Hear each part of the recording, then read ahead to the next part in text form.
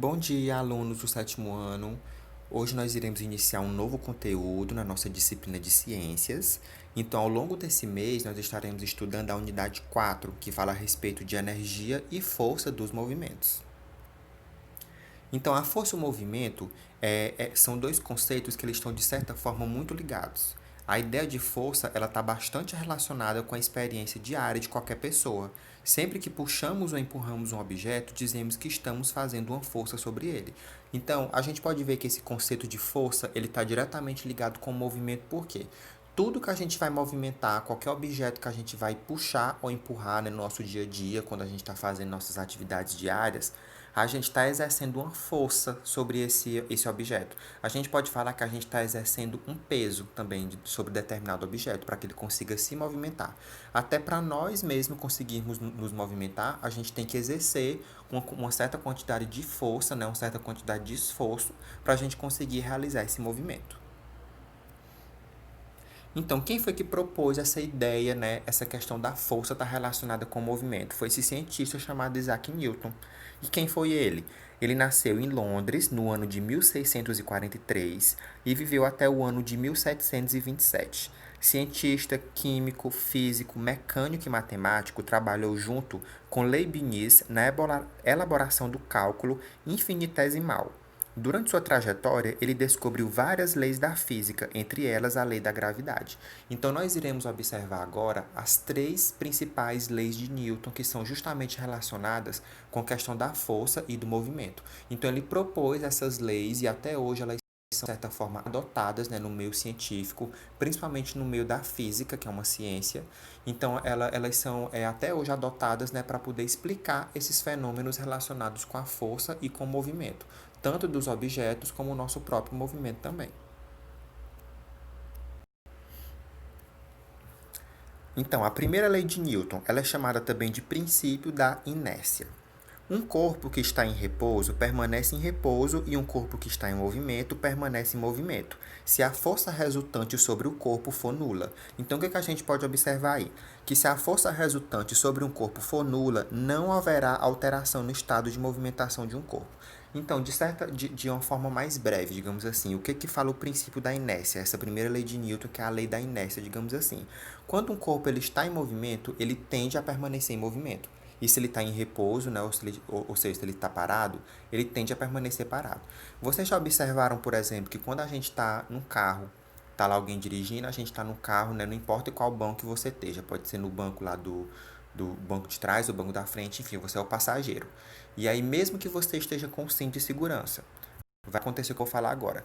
Tá lá o carro em alta velocidade, aí ele dá aquela freada brusca. E aí você faz aquele movimento de ir para frente. Se você tiver com cinto, bem, se você não tiver com cinto, né, provavelmente você vai se bater no banco da frente ou então até bater em alguma parte do carro, né?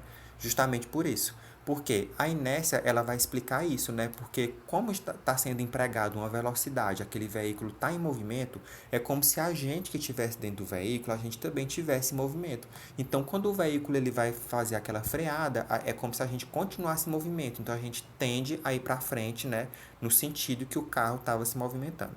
É a mesma coisa que está acontecendo aí na imagem com essa pessoa que estava andando no cavalo, né? Quando o cavalo para de uma forma muito brusca, né, a pessoa tende a ir para frente. Então é muito fácil, digamos assim, da pessoa cair do cavalo justamente por essa questão, né? Porque como estava em movimento, ela tende a continuar em movimento. Da mesma forma, tudo que está em repouso tende a continuar em repouso, se não for empregada uma força sobre esse objeto, como a gente já viu anteriormente. A segunda lei de Newton ela vai falar a respeito do princípio fundamental, então aquilo que eu estava falando. Se a força resultante sobre um corpo for diferente de zero, haverá alteração no estado de movimento de um corpo. Então imagina, você tem lá um copo em cima de uma mesa. Aquele objeto lá está parado. Se você não exercer nenhuma força sobre ele, se essa força for zero, você não exerce força nenhuma, ele vai continuar parado. Ele tende a continuar parado. Agora, se você exerce uma força, mesmo que seja mínima, de tocar naquele objeto, mesmo que você não levante aquele copo, de você só tocar naquele objeto, ele vai se movimentar. Por quê? Porque essa força ela foi diferente de zero.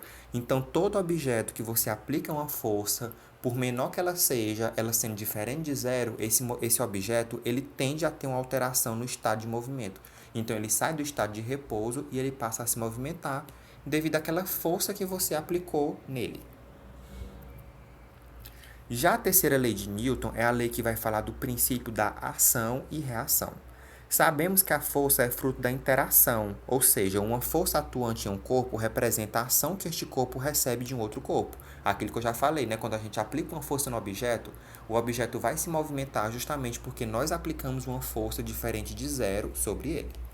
Isaac Newton percebeu que toda ação estava associada a uma reação, de forma que numa interação, enquanto o primeiro corpo exerce o segundo exerce força sobre o primeiro. Assim, em toda interação, teríamos o nascimento de um par de forças, o par ação-reação.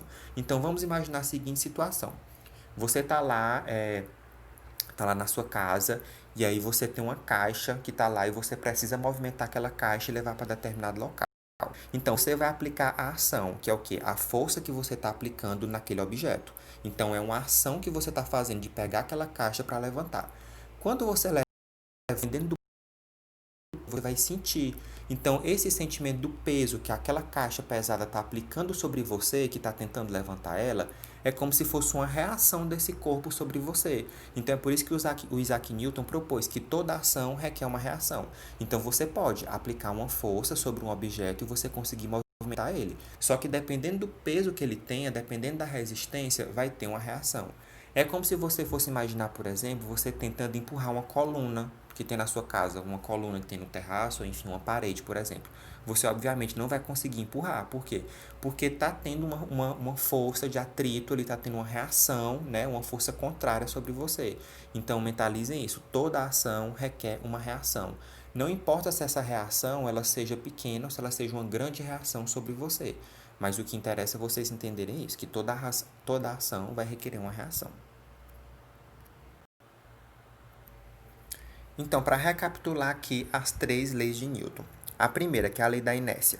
Todo corpo continua em seu estado de repouso ou de movimento uniforme em uma linha reta, a menos que seja reforçado a mudar aquele estado por forças imprimidas sobre ele. A segunda lei, que a gente viu lá, que é a lei da questão lá de você aplicar força sobre um corpo e ele conseguir se movimentar. A mudança de movimento é proporcional à força motora imprimida e é reproduzida na direção da linha reta na qual aquela força é imprimida. E a terceira, que é essa última que a gente viu, da ação e da reação.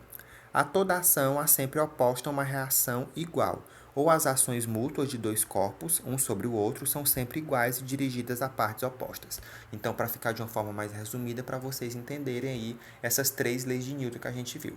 Então, na próxima aula, nós iremos continuar o conteúdo, né, falando da questão da força relacionada com o movimento. Só que antes disso, vocês teriam que entender as 3 leis de Newton, né, para vocês poderem entender essa relação que tem da força com o movimento dos objetos.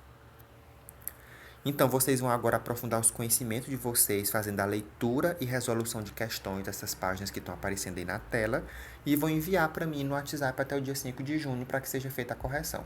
Então, por hoje era só. Tenham um bom dia e bons estudos.